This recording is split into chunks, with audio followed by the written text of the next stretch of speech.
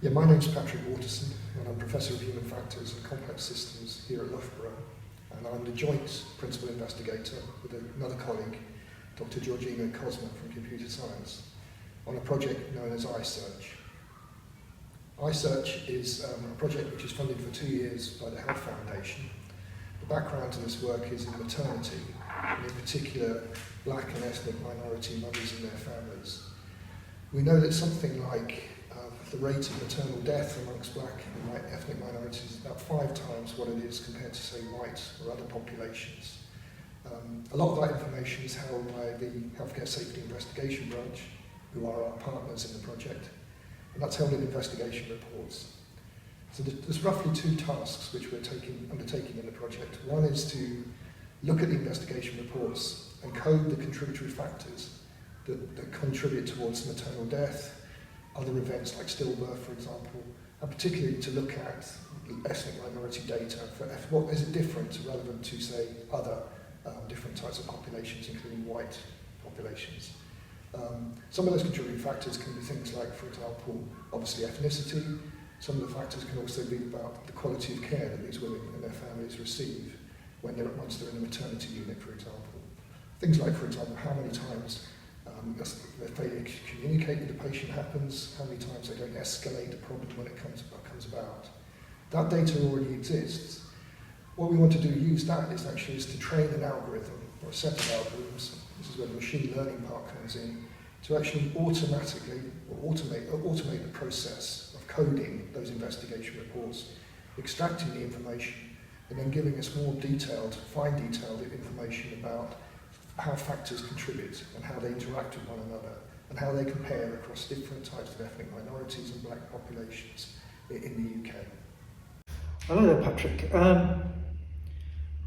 What we want to do is look at the benefits of integrating PPI into your research program and get your perspective as a researcher on how you've incorporated PPI, how you've make sure that the PPI representatives understand what you're talking about and that you've made them part of the team.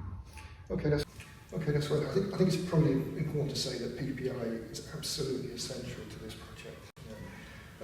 One of the reasons for that is that I don't come from an ethnic minority. None of the people who are involved come from black communities as well.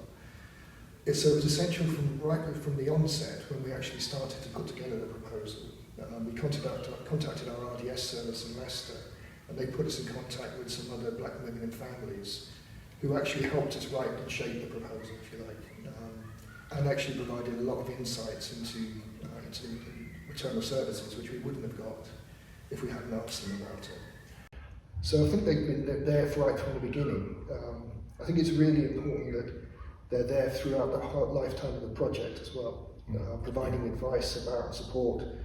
Again, there are many, many issues which we've never come across, and some of the things which we've heard about and been told about are actually very, very surprising, that sort of thing. So our PPI lead, Cecily Henry, I think she provides a really great link to the PPI group. Okay, and some of the activities we'd like to get them involved in is actually helping us do the coding, for example, when we code the investigation reports. And alongside that, we'd like to do things like, for example, tell them a bit about machine learning and dispel some of the myths about AI and machine learning. So they're there really to support us. It is a difficult project to communicate because we're talking about very technical aspects of machine learning and various things like that. But I think that the actual process of translating that into something which is digestible for ordinary members of the public, that's been a great exercise in a sense. It's like writing a really good plain English summary. Yeah. We've had to actually explain it. And of course, a lot of people think machine learning is quite frightening, or artificial intelligence isn't. It's not really that. It's not really frightening at all, I think. And we've also asked to talk about things like, for example, racial bias and machine learning. So we've tried to communicate that as much as possible. So we meet on a regular basis. At the moment, we're doing the phase 1 part of the work, part 1, which is the coding, and they have been involved with HSIB colleagues in coding investigation reports.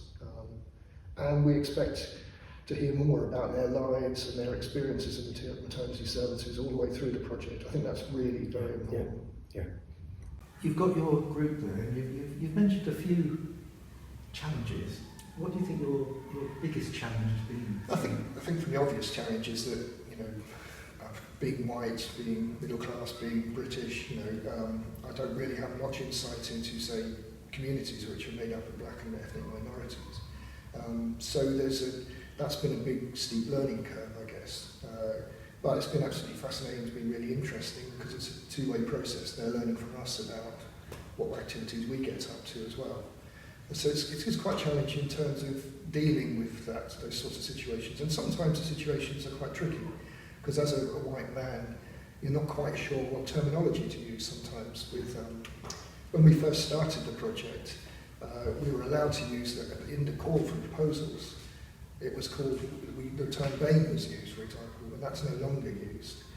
I've had issues with maybe some discussions about what black means, what an ethnic minority means. I've been told many, many times that Bangladeshis are not the same as Pakistani women and all these other different things. So there's quite a lot to learn, there's quite a lot to get used to. But I do think it is a two-way process. And as long as you're, sympathetic, and sensitive to some of those issues. And of course, some of these, the women have horrific stories to tell about their experience of maternity, and that can be quite traumatic and emotional as well. So sometimes there's a point where maybe the researchers maybe need to step aside and let the women talk to themselves or the PPI group members, rather than just be there all the time. So it's very active group, and you're talking about this two-way process.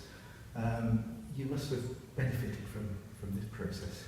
Yeah, I guess when I had the initial conversations before we'd finished the proposal, early stages of it, one woman told me, "You've no idea what it's like to be black and a black woman in a maternity unit," and she's obviously right, but it really made me wake up and think, well, actually, I don't really know that much. And the more and more I've read about what happens in maternity and healthcare in general involving black and ethnic minorities, that's been an eye-opener, to say the least. So, and I had no idea about, and I mentioned a few minutes ago about the statistics, about 5 times more. That's unacceptable. I think it's also one of the things about working on this project is the potential impact it could have, and also the importance of this subject and this topic. Yeah. This time 3 years ago, I would never have known that the rate of harm amongst black and ethnic minorities in maternity is so high, it's unacceptably high. You've obviously got a very complex project there that you're looking after.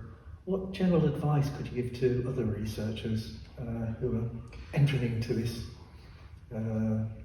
working with PPI groups? I think the first piece of advice is you're not alone. I think get your local RDS service involved as soon as possible. This project would not have happened had it not been for the RDS service and their support and advice.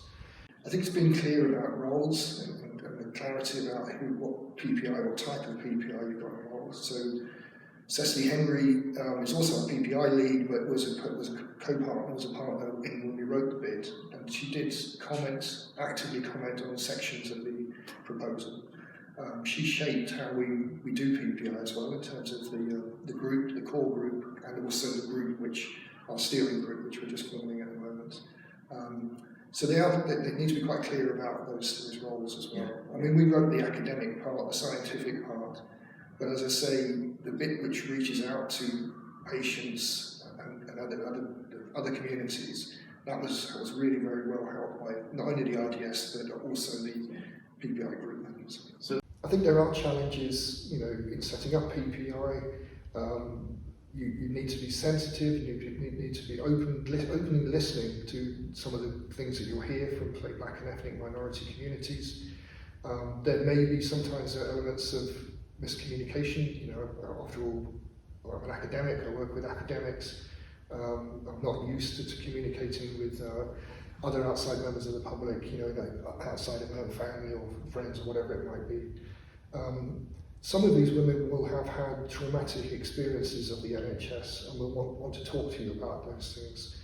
And again, it's important to be very sensitive to what they're saying and what they're communicating to you. And I think that's true not only of these particular communities is probably true of patients across the board as well.